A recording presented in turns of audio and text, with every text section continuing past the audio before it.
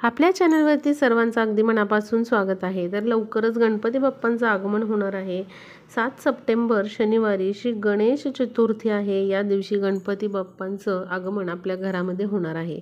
बघा, त्यापूर्वी आपल्याला हे माहीत असणं खूप महत्त्वाचं आहे की आपण जी गणपती बाप्पांची मूर्ती आणणार आहोत आपल्या घरामध्ये, तर ती कशी मूर्ती घ्यायला हवी। त्याचबरोबर बघा, जी मूर्ती आपण गणपती बाप्पांची घरामध्ये आणतो त्यामुळे आपल्या घरामध्ये सुख समृद्धी येते, भरभराट येते, गणपती बाप्पांचे आशीर्वाद आपल्याला प्राप्त होत असतात। पण बऱ्याच वेळेला आपण काय करतो, हौस करण्याच्या नादामध्ये किंवा खूप छान डेकोरेटिव्ह गणपती डेकोरेशन करण्यासाठी आपण या खूप चुका करतो। गणपतीची मूर्ती आणताना देखील बऱ्याच जणांच्या हातून या चुका होतात आणि बघा, वर्षभर आपल्याला त्याचा खूप त्रास होतो।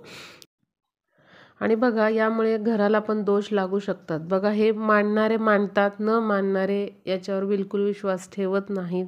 पण जे या गोष्टींवर विश्वास ठेवतात त्यांनी खरंच शास्त्रशुद्ध पद्धतीने किंवा जे शास्त्रामध्ये सांगितलेलं आहे त्याप्रमाणेच गणेश मूर्ती ही आणावी। बाकी बघा, तुमचा विश्वास आहे की नाही हा तुमचा प्रश्न आहे, पण आपल्याला शास्त्रामध्ये ज्याप्रमाणे सांगितलेलं आहे त्याप्रमाणेच अशी ही गणेश मूर्ती आपल्या घरी आणायची आहे। आणि ती कशी आणायची आहे, कुठल्या चुका आपल्याला टाळायच्या आहेत, गणेश मूर्ती घरामध्ये आणताना आपल्याला कुठल्या गोष्टी करायच्या आहेत हे देखील या व्हिडिओमध्ये मी सांगितलेलं आहे। व्हिडिओ शेवटपर्यंत बघा। तर बघा, जेव्हा आपण गणेश उत्सवासाठी घेणार असतो, खरेदी करणार असतो, तेव्हा जे पितांबर असतं गणपतीचं ते एकतर पिवळं असावं किंवा गुलाबी असावं किंवा केशरी असावं। आजकाल खूप सारे व्हरायटी आलेत गणपती बाप्पांच्या मूर्तीमध्ये। जे पितांबर असतं ते वेगवेगळ्या कलरचं असतं, निळं, जांभळं, पांढरं असं देखील पितांबर असतं। बऱ्याच वेळेला आपण हौसेसाठी किंवा हौस म्हणून वेगळ्या कलरचं पितांबर असलेली गणेश मूर्ती आणतो, पण बघा, तसं करू नका। तर जे पितांबर आहे ते पिवळं, केशरी किंवा गुलाबी असावं याची तुम्ही काळजी घ्या।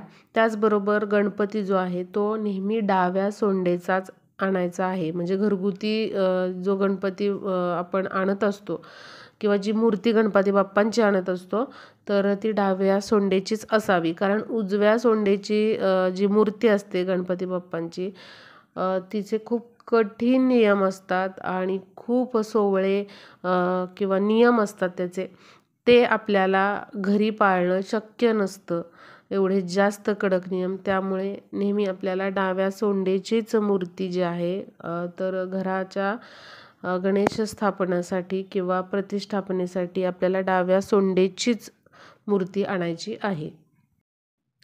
पुढची महत्त्वाची गोष्ट म्हणजे जेव्हा आपण गणेश मूर्ती घरामध्ये आणत असतो तेव्हा मूर्तीवरती किंवा डोक्यावरती गणेशाच्या मुकुट हा असला पाहिजे किंवा फेटा असला पाहिजे।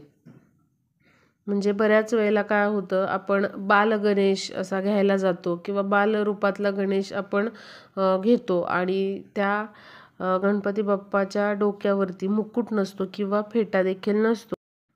तर बघा, असं आपल्याला मुळीच करायचं नसतं। कारण आपल्या घरामध्ये बाप्पा हे पाहुणे म्हणून आलेले असतात 5 दिवसांसाठी, 10 दिवसांसाठी, 1.5 दिवसांसाठी।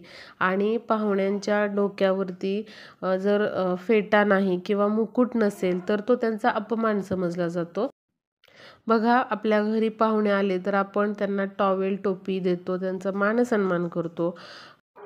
त्यामुळे आपल्याला नेहमी गणेश मूर्ती घेताना त्या गणेश मूर्तीच्या डोक्यावरती किंवा गणेशाच्या डोक्यावरती मुकुट किंवा फेटा हा असला पाहिजे। किंवा आता समजा तुम्ही हा व्हिडिओ उशिरा बघताय, तुम्ही गणपती बाप्पांची मूर्ती बुक केलेली आहे, तर तुम्ही काय करू शकता, समजा मुकुट नाही आहे त्या मूर्तीच्या डोक्यावरती किंवा फेटा नाही आहे, तर असे तुम्ही बाजारामधून मुकुट किंवा मग फेटा विकत घेऊन तो गणपती बाप्पांना तुम्ही डोक्यावर तो मुकुट किंवा फेटा हा ठेवू शकता। त्याचबरोबर बघा, मूर्ती घेत असताना मूर्तीचे हात, चेहरा किंवा प्रत्येक अवयव जे आहे ते व्यवस्थित आहे का नाही हे खात्री करून घ्या।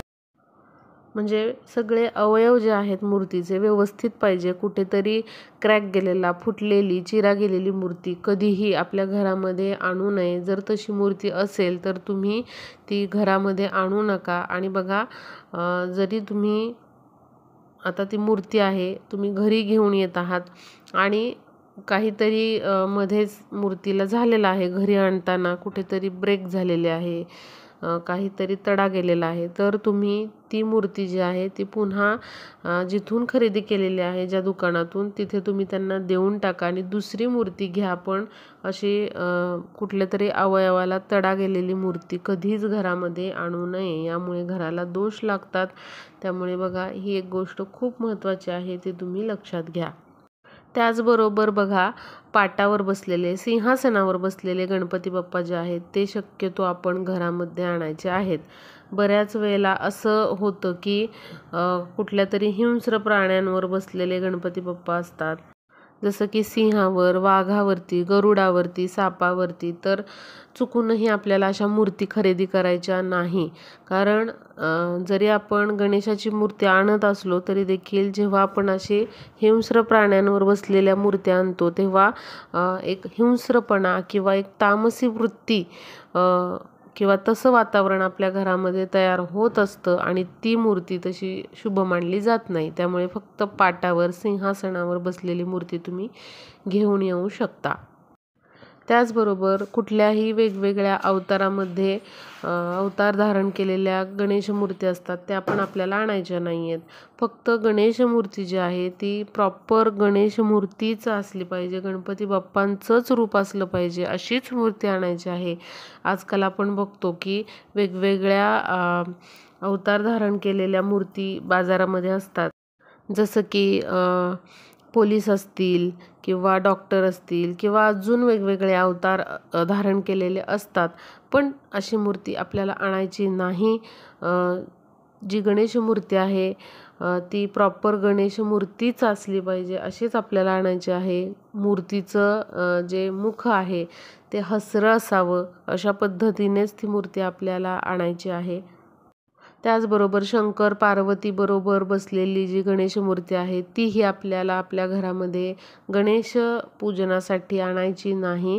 कारण बघा, शंकराचं जे पूजन आहे ते आपण शिवपिंडीच्या स्वरूपातच करत असतो. कधीच आपल्याला शंकराची मूर्ती आणून तिचं पूजन करायचं नसतं. कारण सर्वांना माहीत आहे शंकराचं पूर्ण जे रूप आहे ते फक्त स्मशानात असतं.